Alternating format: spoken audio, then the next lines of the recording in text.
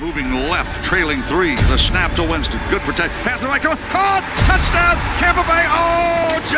Howard. Fire them cannons. What a play. Set back of the fullback is Vita Vea from the 1. And the ball play action bootleg roll pass to Vita Vea. Touchdown. Tampa Bay. The big fella scores his first career touchdown. Oh boy, what a catch. He was wide open. Bucs win. Bucs win. Bucs win. Fire them cannons. Hello and welcome to another episode of the Swords Up Podcast. Today, we're going to be previewing our Week 2 matchup against the Carolina Panthers. This is our first home game of the season, so of course, it is Tom Brady's home debut. I don't think we're having fans this week, so unfortunately, Tom Brady won't be able to make his Bucs debut with fans, but nonetheless, it should be an exciting game this week. But I'm going to be going over the key matchups for this game and also the stats for players from last week, as I will be doing in every preview video, and seeing how they translate into this game, and then giving a final prediction at the end of the video. But first, some key injury news for the Buccaneers, and unfortunately, it's not really good news on the part of Chris Godwin, as he has been held out for the past 2 practices with a concussion. He hasn't been able to pass the concussion protocol as of yet, so his status for this week's game remains in doubt.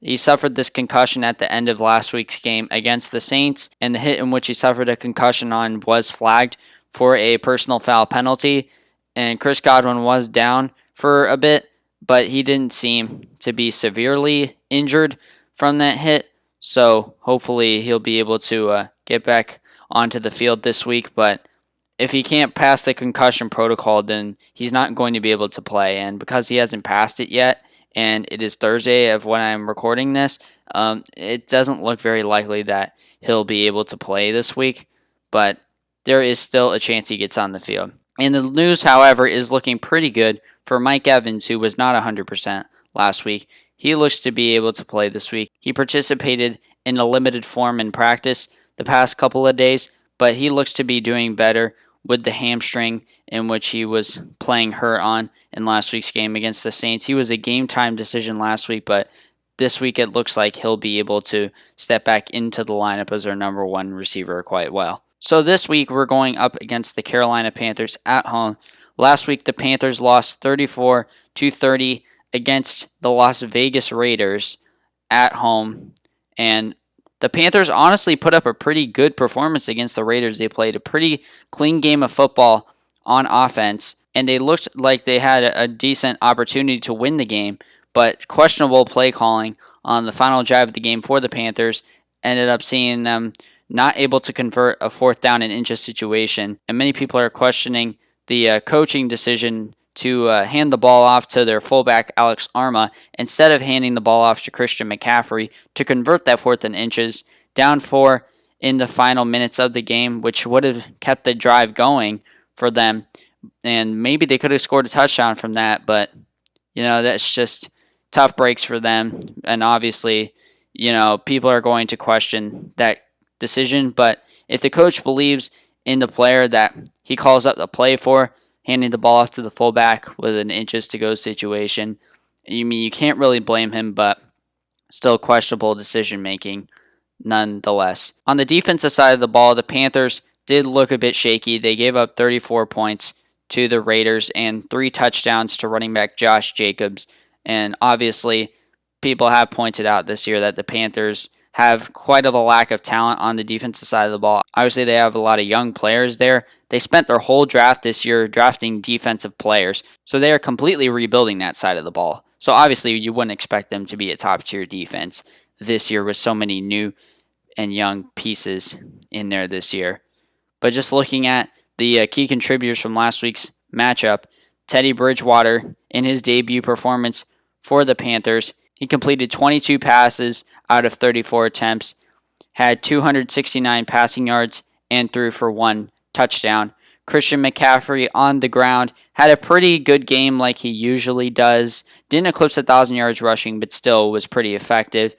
He had 23 carries for 97 yards and 2 touchdowns on the ground, while adding 3 catches for 38 yards in the air.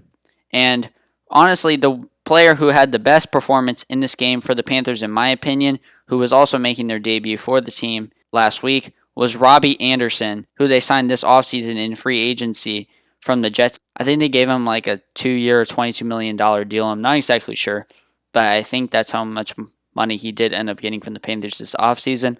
But I'm going to be highlighting him as the key player of this game on the Panthers. He absolutely went off last week. He had 6 receptions for 114 yards and 1 touchdown.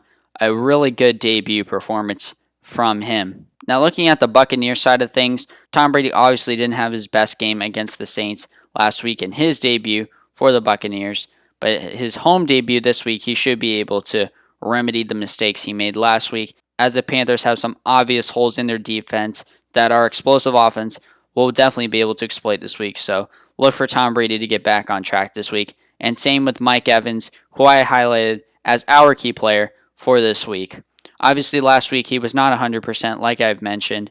He had a hamstring injury that he played through last week against the Saints, and look for him to get back on track this week.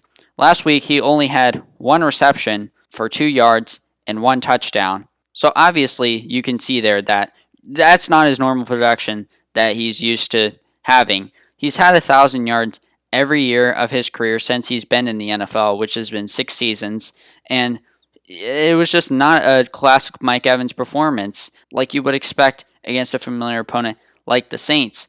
But Mike Evans, if he's healthier this week, which all signs are pointing to that he is, he should be able to do quite a job of getting back to his usual form against this weak depleted Panthers secondary that lost quite a few pieces in the offseason. Now, if I'm going to give you a prediction for this game, honestly, I could see this being a blowout, but I just don't think it's going to turn out that way. I think the Panthers have a good enough offense to where they can put up some points. I really like what the Panthers have on the offensive side of the ball.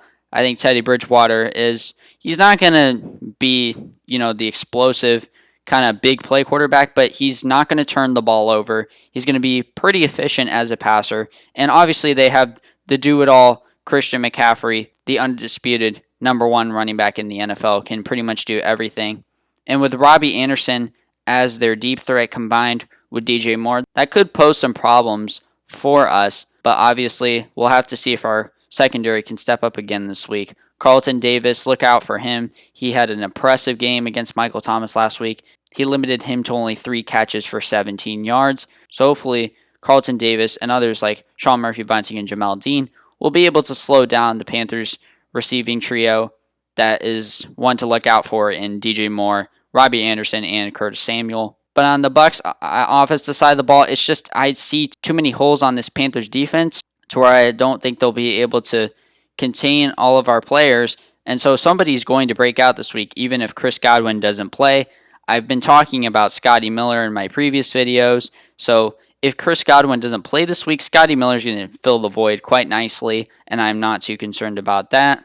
So even if they stop the receivers, we still have our tight ends and our running backs. There's just too many good pieces on our offense for the Panthers to contain, and that's why I think the Buccaneers are going to bounce back from their loss last week to the Saints, and they will win their home opener against the Panthers by a score of 30-17, according to my prediction. But that is it for the preview to this game. Let me know what your predictions are in the comments below. Week 2 of the NFL season is here, and hope you guys enjoy the games this week. Thank you for watching, and go Bucs.